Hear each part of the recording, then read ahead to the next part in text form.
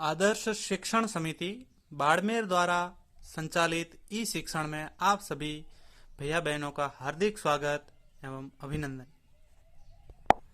कक्षा तृतीया विषय पर्यावरण अध्ययन। पाठ आज है अपना चौथा, स्वच्छता की आदत। पिछले वीडियो में हमने स्वच्छता की आदत का पहला भाग पढ़ा। आज हम अध्ययन करेंगे दूसरे भाग का। पहले भाग में हमने शरीर की सफाई के बारे में जाना कि हमारे शरीर की सफाई करने से हमें क्या क्या लाभ होते हैं, हमें कैसे अपनी साफ सफाई करनी चाहिए। इन सब बातों का आराम ध्यान से पढ़ा। इस वीडियो में हम घर की सफाई के बारे में आज पढ़ेंगे कि हमारे शरीर के साथ साथ हमारे घर की सफाई भी कितनी आवश्यक है और हमें कैसे कैसे सफाई घर की करनी चाहिए। स्वच्छ रहने के लिए शरीर की सफाई के साथ साथ आसपास का परिवेश भी स्वच्छ होना चाहिए। स्वस्थ रहने के लिए, एक व्यक्ति को स्वस्थ रहने के लिए अपने शरीर की सफाई तो जरूरी है ही, उसके साथ साथ में उसके आसपास का जो परिवेश है, आसपास का जो पर्यावरण है, आसपास का जो वातावरण है, वो भी स्वच्छ होना चाहिए। हम अधिकतर समय अपने घर व विद्यालय में रहते हैं। हम अपने अधिकतर समय, ज्यादा समय अपना कहाँ पे व्यतीत करते हैं? एक घर में, दूसरा विद्यालय में।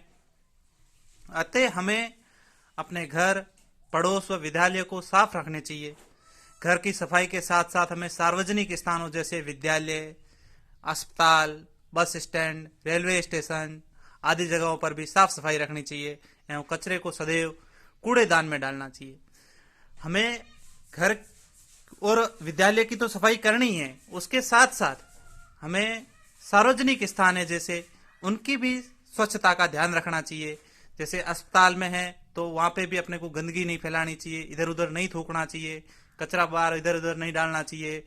बस स्टैंड पे भी हमें स्वच्छता का ध्यान रखना चाहिए। रेलवे स्टेशन पे भी हमें स्वच्छता का ध्यान रखना चाहिए और कचरे को हमेशा कचरा पात्र में ही डालना चाहिए। इसीलिए हमें कूड़ादान उपयोग में लेना चाहिए।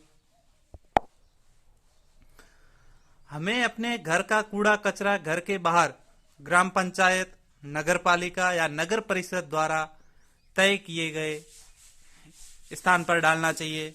कचरा इधर उधर फेंकने से गंदगी होती है, वह बीमारियां फैलती है।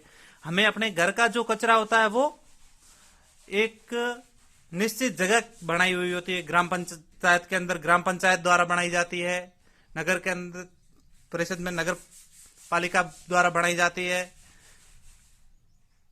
या अलग अलग जो भी स्थान तय किए जाते हैं प्रशासन के द्वारा, वहां पे हमें कचरा डालना चाहिए। और कचरा इधर उधर डालने से हमारे आसपास गंदगी फैलती है और गंदगी फैलने से कई प्रकार की बीमारियां फैल जाती है। उसके बाद में आता है घर की सजावट। हम सजावट कैसे करते हैं और घर को कैसे सजा के रखते हैं? हम घर में उत्सव, पर्व, त्योहार आदि और शादी विवाह में घर की साफ सफाई करने के साथ साथ सजावट भी करते हैं।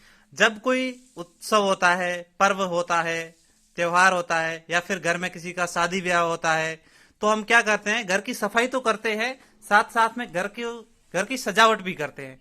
और तो घर की सजावट कैसे करते हैं? सजावट में क्या क्या सामान लगा सकते हैं?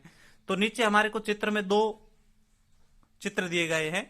तो एक में क्या किया है कि दीवार के ऊपर उसने कई प्रकार के चित्र बनाए हैं।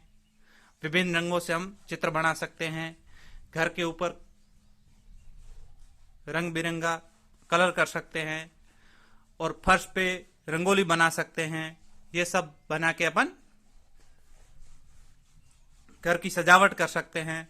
विद्यालय की सजावट अपन अपने कक्षा को कैसे सजा सकते हैं? कक्षा के अंदर कोई मानचित्र लगा सकते हैं, कक्षा के अंदर किसी महापुरुष का फोटो लगा सकते हैं, कोई जयंती हो तो फर्स्ट, या कोई पर्व हो तो विद्यालय प्रांगण के अंदर हम रंगोली बनाकर विद्यालय को सजाते हैं।